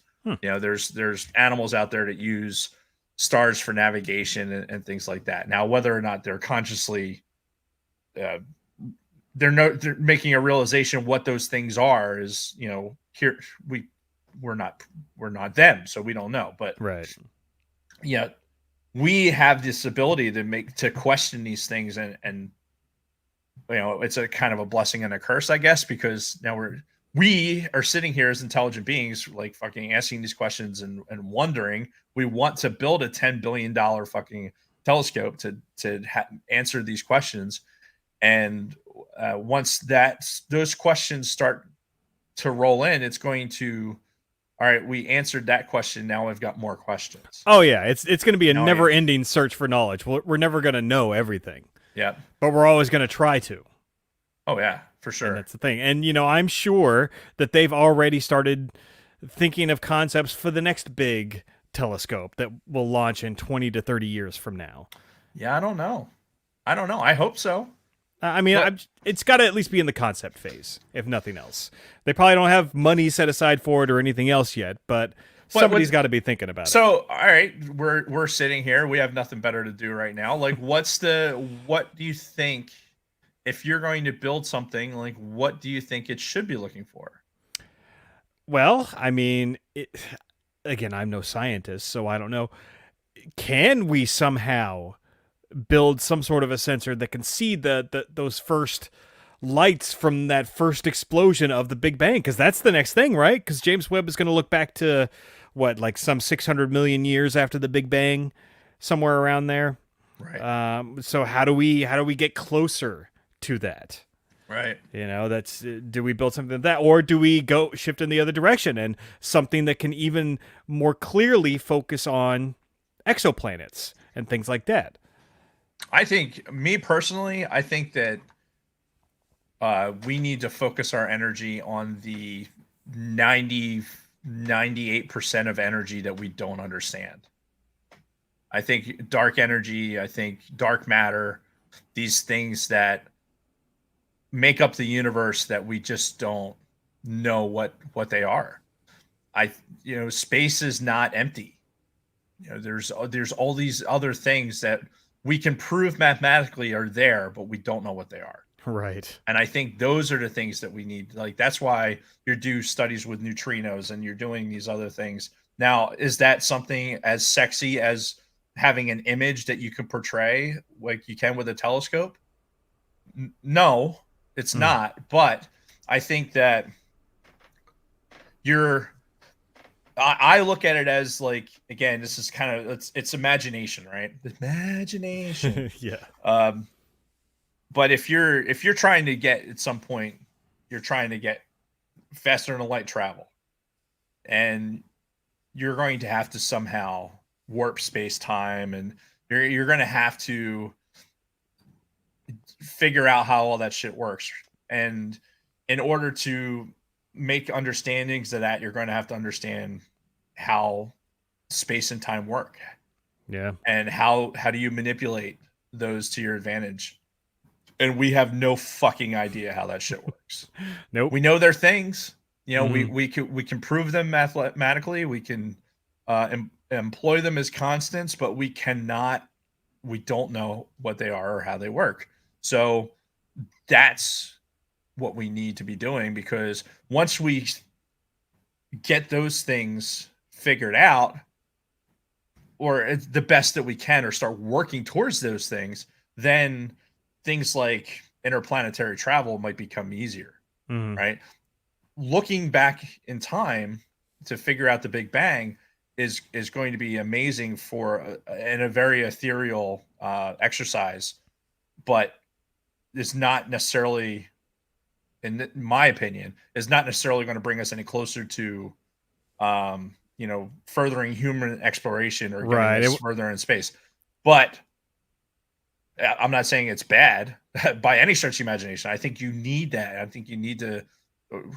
It's the question, right? And the answer is, it may very well be 42. I mean, what the fuck?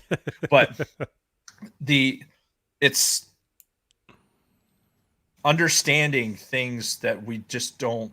The physical universe, besides, all right, here's the Big Bang. Here's these things that were made in the Big Bang. Here's the things that we know exist that we can prove. Here's the things that we know exist and we don't know what they are. Let's start figuring out what the fuck those things are. Yeah. Like, what is happening in between the waves of gravity? Like, is it possible that there's, layers of dimensional layers that are happening in between these waves of gravity that somehow can be manipulated, or, what could possibly, be creating these energies that, is it something that was created during the Big Bang, or is this something else entirely? So, yeah, there's still amazing. A lot to learn out there. Fuck yeah, dude. Fuck yeah, there is. And the human brain, who knows if we even have the capacity to understand it. Yeah, maybe not. This is a very fucking, this is an amazing computer that we have, and but it's really hard to upgrade. Yeah. It's really hard to fucking upgrade. You need to kind of be born with a certain fucking, pattern and ability. But yeah, Einsteins don't come around very often. Fucking A, right. But it's about imagination. It's about encouraging your kids to fucking think about shit like that. Go outside. And again, so I'm going to say this again. Go outside, fucking look up, get your kids out there, fucking peer in telescopes and wonder what the fuck is out there. Like, I don't know. What do you think is out there? Let's sit down. Let's learn about it. Let's draw it out. Don't rely on the fucking bullshit education system to do that for you. Yeah. All right. I'm off on my soapbox about that. All right. Anything else before we kind of close this up and move on? No, I'm good. Yeah. And I'm sure as, James Webb gets to its L2 orbit this summer, when it starts taking images and we start getting some of that first data back, that we are going to continue to talk about this, because these are just the first steps, as Obi-Wan said. We have taken our first steps into a larger world, and we haven't even begun to see what the Force has in store for us. Right. So, yeah, when we start getting some of these first images, hopefully in the summer, it'll be on and we'll be all over it. Yeah. In there like swimwear, hopefully. Indeed. So, for next week, we're getting back into the Book of Boba Fett. Right. Chapter 2 comes out in 2 days, but we will be talking about it on our normal Monday schedule. Right. So look for that next week. And hopefully it's a little bit better than the last one. Well, listen to our episode from last week, and you'll see how we feel. Yeah. I'm cautiously optimistic. Yeah, me too. And I said it last week. I'm not writing the shit off yet. So just, I'm sure Favreau has a vision, and we just haven't seen it yet. So yeah. So we'll get there. Otherwise, you got any more Red 5 I do. Stuff to talk about? I do. I have a whole list of stuff that Luna Girl has put together for me to read. For the Red 5 news, Luna Girl has been sharing both Red 5 live stream promos as well as covering the new releases of pre-recorded Red 5 podcasts on audio and YouTube. There are 33 amazing podcasts, including ours in the Red 5 network, and literally something for every personality. Please be sure to check out some of the other content creators in our family. For the complete list, visit bio.link/red5. That's bio.link/red5. Coming up at midnight Eastern time is S&P Late Night. Midnight Eastern time. Fuck, dude, these fucking times. Midnight Eastern time, S&P Late Night Live, the Salty Nerd Podcast on YouTube. S&P will be covering the Arcane League of Legends. Subscribe to them on YouTube and hop in their live chat. If you're an insomniac and instead of playing video games, you should tune into the Salty Nerd Podcast and jump in their chat. Luna Girl probably will be there. I don't know when she sleeps, but you can tell them that the Sidebar Cantina sent you. As far as us and our Sidebar Cantina family, the Use and Abuse podcast will be covering the 1981 film Taps on Tuesday evening. Taps. Can't be better than Stripes. No. I'm trying to think if I saw that movie. I don't think I have. I probably have. Join Scott and Kim live in the chat at 1900 or 7 p.m. for you civilians. Eastern Standard Time on the YouTube. 1981. Jesus Christ. Long time ago. On Wednesday at 1800 Eastern Standard Time, join us for Season 3 finale of A Booth in the Back. Are we welcoming a new league champion? Yes. Will Big Swede be crowned League King of the Losers? I don't think so. Although I love the trophy. Yes, he showed me the trophy, which is great. That trophy is fantastic. We really need to develop a trophy for the winners. That'll come with the Patreon money. Very good. Join Don, Brady, and Luna Girl on Facebook Live exclusively on our Sidebar Cantina Facebook page. ATSW, the Skate Pod, is talking Matrix Resurrections on Wednesday at 19:05 Eastern Standard Time. Join Don Della Snooch, Brady Big Lovin', and Dragon Buddy in their live chat on YouTube for fun and shenanigans. And you can download their podcast on all your major podcasting how you doings. The Orange and Fett Show will be recording a review of one of their favorite series, Jag, sometime this week. Subscribe to them on Spotify and be notified of its release. There's fucking...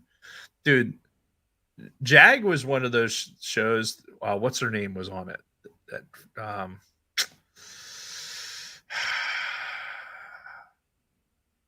That Margaret Thatcher. No, definitely not. Anyway, Jag, I feel like, was the beginning of all these like NCIS shows and all the other fucking shit. And it's just, CSI was the one that started all that. Was it? Yeah, CSI was the godfather. Of no. But CSI was like, like normal cops, whereas Jag started this like military cop show. That's what NCIS, but that all kind of stems from like the Law and Order type stuff. Yeah, it's all such nonsense. I just can't. I can't even. It just makes me want to put my head through the fucking wall. Ugh. But the Orange and Fett Show will be covering one of their favorite series, the Jag Show, sometime this week. Subscribe to them on Spotify and be notified of its release. Sweet Studios kicked off 2022 with a new release to the Quarantine Sessions. If you haven't already, go check out Allison Change cover of Nutshell. Be sure to subscribe to Sweet Studios on YouTube, follow him on the socials, and join his Discord for updates. And I don't know if you saw it. He posted on his social media. He just got his Christmas gift. Oh, I did see that. Yeah, that Kurt Cobain Fender, beautiful guitar, very, very, very nice. Yep. He had a very Merry Christmas. I'll just say that. So subscribe to Swede. For us, apparently you can find us on Getter. Get her done. Oh, God, how are we not going to say that? Yeah. On Getter and Twitter, Sidebar Cantina, just the Sidebar Cantina. On Twitch, Facebook, Instagram, Discord, we are at the Sidebar Cantina. For merch, you can click the link tree in any of our social media bios or right down here somewhere ish. I'm sure it's there. Yeah, I'm sure it is. Yeah. It will take you directly to TeePublic, which you find t-shirts, hoodies, and a wide variety of range of sizes and colors for the entire family. There are also Sidebar Cantina face masks, tote bags, phone cases, exclusive stickers, and pins, just for about anything you can imagine. Please tag us with your merch so Luna Girl can share it on the socials. Why am I cold all of a sudden? Fucking. Did somebody just open a window? What the fuck just happened? God. Reviews. Do we have any 5-star reviews? We don't. Write us a 5-star review on your favorite podcasting app, screenshot it, and DM us a pic on Twitter or Instagram. You can write us one sentence or an entire page. Oh, Kathy just got home. That's what happened. The front door opened. And the front door caused that massive rush of cold air to where you're sitting? It's like this. It's a pressure change, right? So because everything's like sealed off down here. So like as soon as that cold air showed up, it just sucked the warm air, out of it. Anyway. 5-star review. You can write one sentence or an entire page, whatever your heart desires. Luna Girl will gladly send you some Sidebar Cantina stickers in the mail the next day, and we will read your review word for word on our next episode. As an added bonus, if you post your Apple review on Twitter or Instagram and tag us at Red 5 Network, you can also get an official Red 5 Network button pin. That was my wife, not the dog. There's no carrots or tomatoes, or potatoes rather. Yep. And that's it. That's all I have for to read. All right, so that is where we're going to close up this episode. Thank you, everybody who's been in the chat. The chat's been going crazy like every week. So thank you to everybody who's watching us live on YouTube. Thank you to all the audio listeners. First of all, if you're watching us on YouTube, please also still download this episode of the podcast. It kind of helps our numbers. So do that for us. And if you're only an audio listener, please still go and subscribe to our YouTube channel and like a bunch of our videos. Just kind of help us. Yeah, you should talk about the Patreon. I will talk about the Patreon. One last shout out to our patrons: Shotgun Mark, Frank Kulovich, Ivo G, Scott and Kim Rasmussen, and Kristen Roskam. Thank you so much for your support. You are the reasons why we do this. And go to patreon.com/thesidebarcantina if you would like to support us. And again, we have a poll going up at some point this month that will determine our show topic for January 31st. Howard the Duck is going to be one of those options. And that's the one that I really want you all to pick. Just so we have to make Dave watch it. And it'll be great. I've seen it. Well, you're going to have to see it again. Great. Wally Frogmore listened to Professor Martin's lecture. Yes. Yeah. Sorry it was so disjointed. All right. But that's how I teach. Jason will tell you. Oh yeah. No, I know it well. He had to listen to many a lecture. Mm-hmm. But I felt like I learned something at the same time. There you go. All right. We are out of here, guys. Thanks again for staying with us. If you're watching on YouTube, stay tuned for a few minutes of a post show. And until next time, Dave and everybody else, go fuck yourself. What just happened? Okay, now what did he click? All right. Dave's likes Jag. That's going to be some good fuel. It's not even that show. It's that style of show. Like even Law and Order, like those legal shows, like this, it's just, it doesn't suspend my disbelief. Like this idea that like, NCIS, they're like kicking down doors and fucking doing all the stuff and go run around with fucking M4s and like dun, dun, dun, dun, dun, dun, and saving the day and like, dude, no. It's not what's happening. Or it looks like that cannoli isn't the only thing that was killed today. Ow, down. It's just awful. I just there are a lot of people that like it, and good on you if you do. It's just one of those things that it doesn't suspend my disbelief. But what's her face on there was fucking hot. Who's what's her face? I'm looking it up right now. I am looking it up. If I type "what's her face" in Google, you think it'll work? Yeah, you should try that. What's her face? Jag show.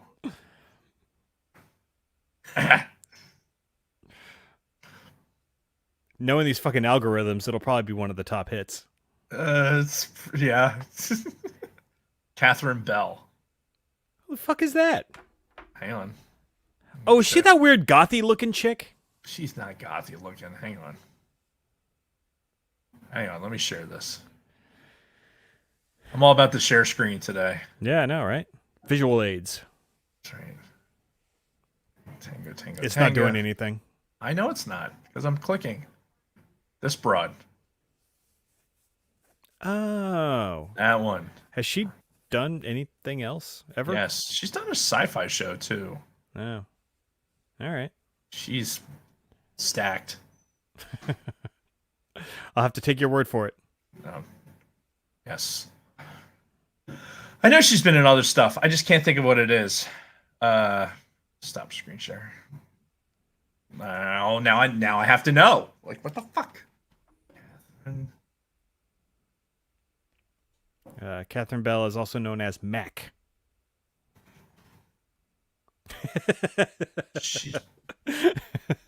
Kristen had the greatest response in the chat. Her? Is she funny or something?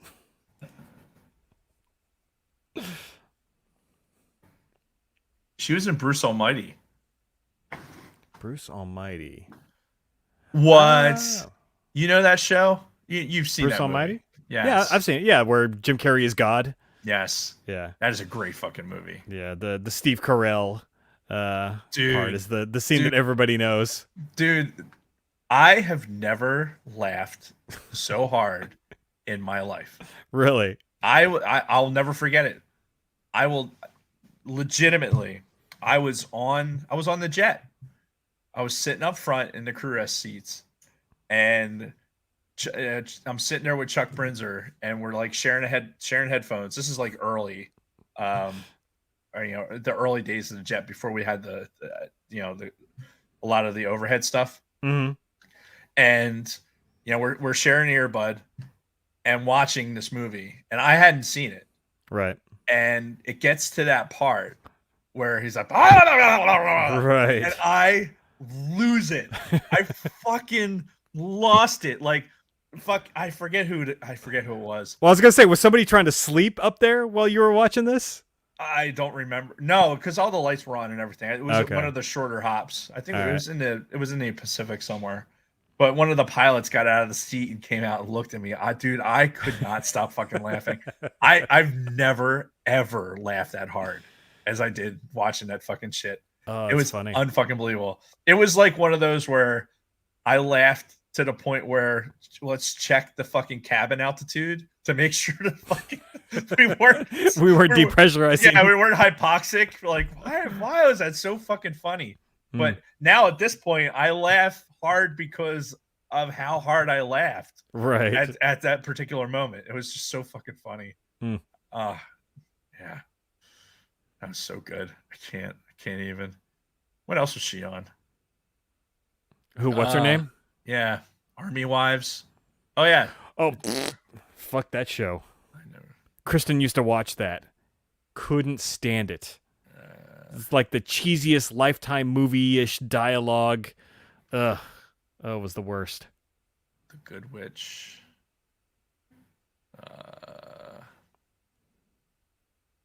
She was on Law and Order SVU.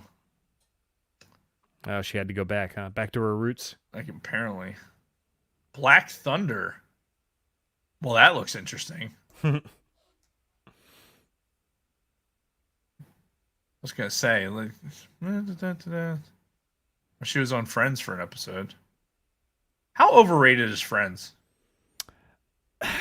It's weird. It's like a product of its time to where, like, I've seen a lot of people posting clips on Facebook over the last couple of years, I guess because we're all locked down, don't have much else to do.